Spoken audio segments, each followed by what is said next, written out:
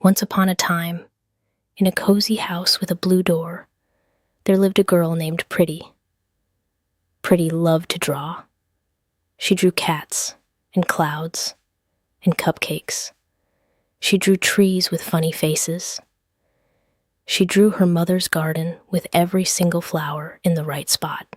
But one rainy afternoon, Priti had a new idea. "I'm going to draw the whole world," she said. Her grandmother, Nani, smiled from her rocking chair. "The whole world? That's a very big drawing." "I'll start small," said Priti. First she drew her house, the blue door, the mango tree in the yard, the stone path where her cat, Golu, liked to nap. "That's your home," said Nani, "but the world is bigger than home." So Priti drew more. She added the houses on her street, the chai shop on the corner, the school with the green roof, the park with the rusty swing set, the temple with the orange flag. "That's your village," said Nani, "but the world is bigger than your village." Priti got a bigger piece of paper. She drew the river that ran past her village. She drew the fields of wheat and rice.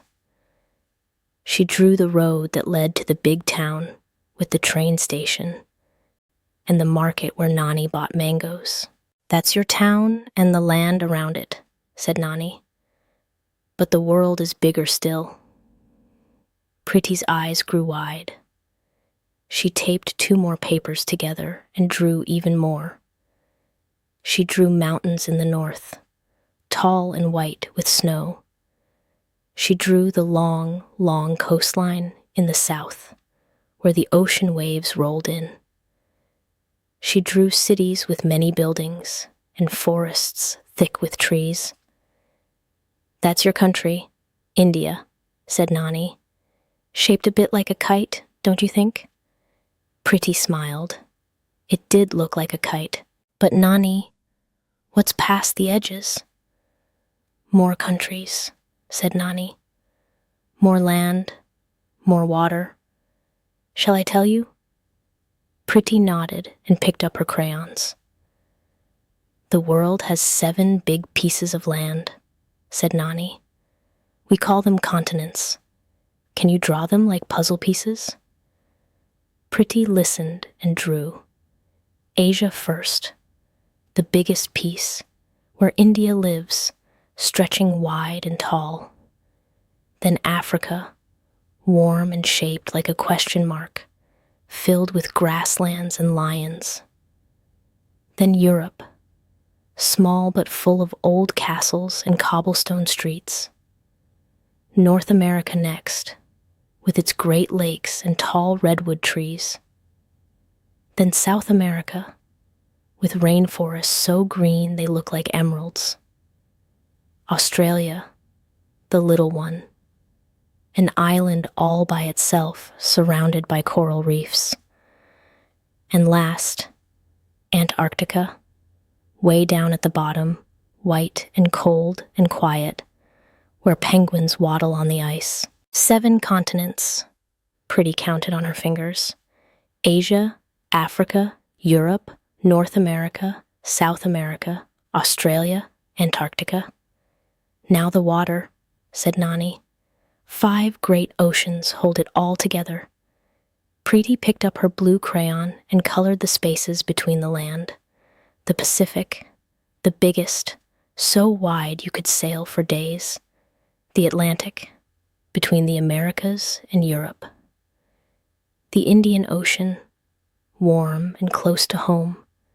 The Southern Ocean, chilly and circling Antarctica. And the Arctic, cold and icy, way up on top. 5 oceans, Priti whispered. Pacific, Atlantic, Indian, Southern, Arctic. She sat back and looked at her drawing. It filled the whole floor. Continents like puzzle pieces. Oceans like blue ribbons between them. Mountains and forests and deserts and ice. "It's so big," Priti said softly. "It is," said Nani.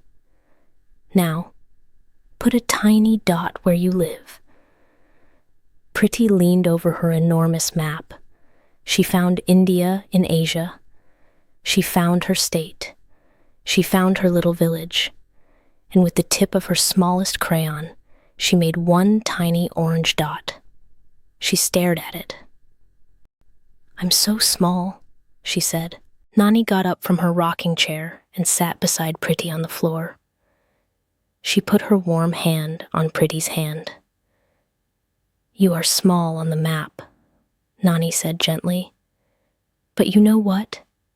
Every person in every country on every continent, they are all tiny dots too.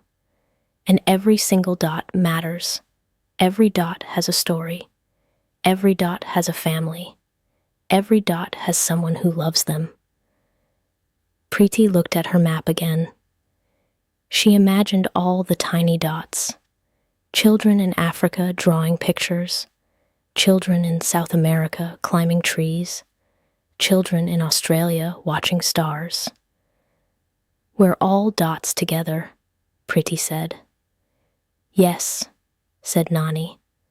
"One big, beautiful world full of tiny, important dots." That night, Priti hung her map on the wall above her bed. She looked at the 7 continents and the 5 blue oceans. She found her tiny orange dot and smiled. "Good night, world," she whispered. "Good night, every dot." Then she closed her eyes and dreamed of all the places her little dot might visit someday.